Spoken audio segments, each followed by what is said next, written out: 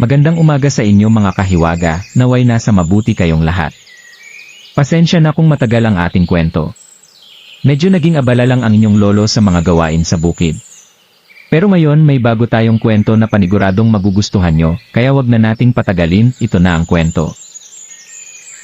Sa pusod ng Quiapo, Maynila, kung saan tirik na tirik ang araw at laging puno ng mga deboto ang daan patungo sa Quiapo Church, naninirahan ang pamilyang Mendoza. Si Aling Rosa, isang biyudang ina sa kanyang edad na 40, ay patuloy na lumalaban para mapalaki ang kanyang mga anak na sina Jomar, 12 taong gulang at Ligaya, 8 taong gulang. Ang tahanan nila ay isang kupas at gapong barong-barong na nakasiksik sa isang eskinita malapit sa Plaza Miranda. Ilang taon na silang nabubuhay sa pagtitinda ng mga kandila at ampaw sa harap ng simbahan.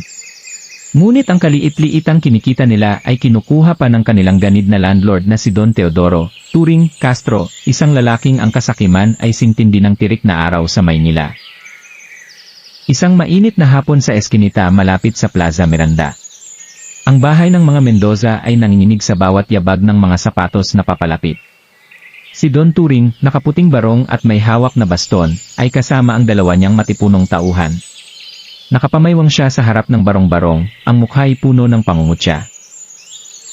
Sumigaw ng malakas ang Don, tinatapik-tapik ang baston sa kahoy na poste. Rosa! Lumabas ka dyan! Alam mong due date na ng upa. Lumabas si Aling Rosa, nakayukod at namumutla. Sa likuran niya, nakatingin ng nakatirik ang mata si Jomar, hawak-hawak ang kutsilyong pantabas ng kandila. Si Ligaya naman ay kumakapit sa laylayan ng damit ng kanyang ina. Sa nanginginig na boses nagsalita si Aling Rosa. Don Turing. Pakiusap. Wala pa kaming kita ngayong linggo. Ang mga deboto ay kaunti dahil sa bagyo. Tinitigan siya ng matalim ng Don, hinahampas ang baston sa lupa, tumalsik ang putik. Ano ng rason mo? Akala mo ba naniniwala ako sa drama mong iyan? Tumawa ito ng malakas. Kung hindi mo kayang magbayad, umalis kayo. Pero huli na, doble na ang upa. 10,000 na ngayon. Biglang sumulpot ang batang si Jomar, na namumula ang mata dahil sa galit. Hindi po makatarungan yan. Saan namin kukunin? Hindi na natapos ng bata ang sasabihin dahil siniko siya ng malakas at natumba ang bata. Tumahimik ka, batang hamak. Wala kang karapatang sumabat. Tiningnan pa nito si Aling Rosa ng may panlalait. Ganyan mo ba tinuruan ang anak mo? Kawawa naman. Sige, kung wala kayong pera, tanggapin ko na lang ang mga kandilat ampaw nyo. Biglang kinuha ng mga tauhan ni Don Turing ang maliit na kariton ng pamilya. Inihagis nila sa putikan ang mga kahon ng kandila. Basag ang mga ito, at ang puting kandila'y lumutang sa tubig baha. Pinusok ng baston ni Don Turing ang isang kahon, sinira ang mga natira. Umiiyak si Ligaya na yumakap sa ina. Nanay! Huwag niyo pong sirain yan, Don. Kinuha ng Don ang supot ng ampaw na itinatago ni Aling Rosa sa dibdib. Eto na lang muna. Pang-ulam niyo to. Inihagis ang ampaw sa lupa, tinapakan. Gutom kayo. Pagdasal kayo sa Quiapo Church, baka sakaling bigyan kayo ng Diyos ng pagkain. Tumawa ang mga tauhan. Habang umaalis, binalingan ni Don Turing ang pamilya, ang mga matay parang apoy. Nakangisi ang Don na nagwika. Bukas babalik ako. Kung wala pa ring pera, palalayasin ko kayo. At siguradong masasaktan ang mga anak mo.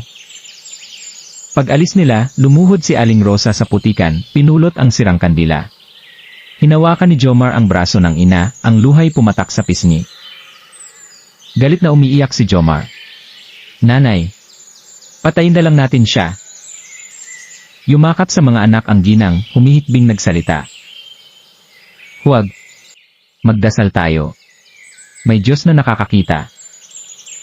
Sa likod ng puno ng bayabas, may narinig na mahinang ngisi. Isang maliit na anino ang kumislap sa puno. Si Capreno, ang duwende, ay nakamasid, ang kanyang mga matang apoy ay puno ng pangako.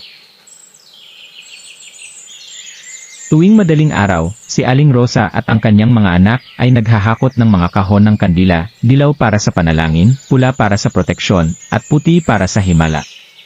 Ibinebenta nila ang mga ito sa halagang 10 piso bawat isa, para lang may pambili ng bigas at tuyong isda. Ngunit si Don Turing, isang matabang lalaking laging may tabako sa bibig, ay humihingi ng 5,000 kada buwan, para sa kanilang kubong tahanan, isang halagang nagpapagutom sa kanila.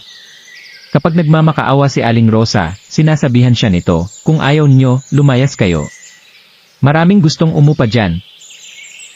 Isang gabi, habang kumukuha ng tubig si Jomar sa poso, may narinig siyang maliliit na halakhak malapit sa isang puno ng bayabas. Dahil sa pag-usisa, iniwan niya ang isang pirasong ampaw sa tabi nun, bilang alay at pagbibigay galang sa mga espiritong naninirahan doon, ayon sa turo ng kanyang lola. Kinabukasan, ang ampaw ay nawala, at kapalit nito ay isang makintab na barya.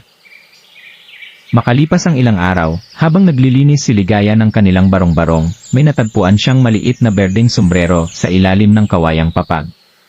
Sa ilalim nito ay may nakaupong duwende na kasing liit ng kamao, may balbas na parang bulak, at mga matang kumikislap tulad ng alitaptap.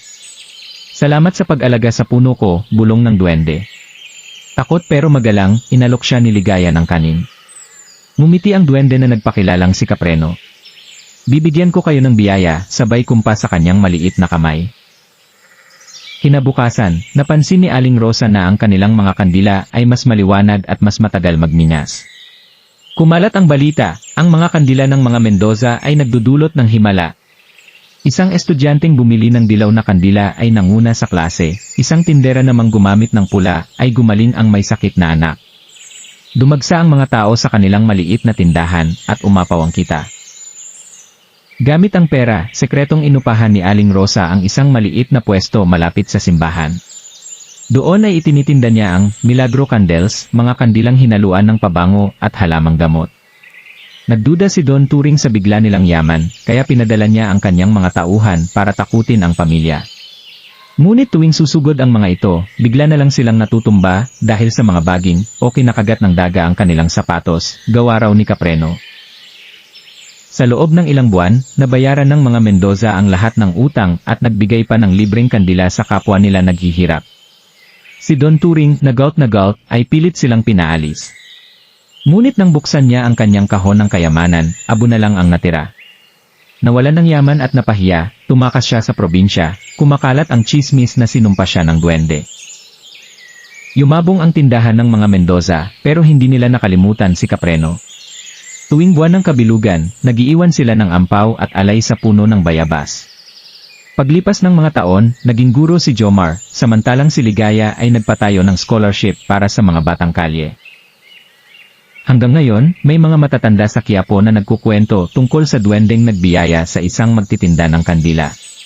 May nagsasabing si Capreno raw ay nagbabantay pa rin sa simbahan, at kumikislap sa liwanag ng mga kandila tuwing may natutupad na panalangin. At kung darating ka sa Plaza Miranda sa madaling araw, baka masulyapan mo si Aling Rosa, may uban na ngunit masigla, patuloy sa pagtitinda, ang kanyang mga kandila ay laging may minas na hindi nauubos. Ang tunay na milagro ay nagmumula sa kabutihan ng puso. Kung nagustuhan mo ang ating kwento ngayon kahiwaga, ay huwag mong kalimutang mag-like, comment at i-share na din itong ating video. Kung hindi ka pa naman nakapag-subscribe, ay pa-subscribe na din, huwag mong kalimutang pindutin ang notification bell, para lagi kang updated sa mga ilalapag pa nating mga kwento. At hanggang dito na lang muna, hanggang sa susunod nating kwentuhan, dito sa Mahiwagang Kwento ni Lolo.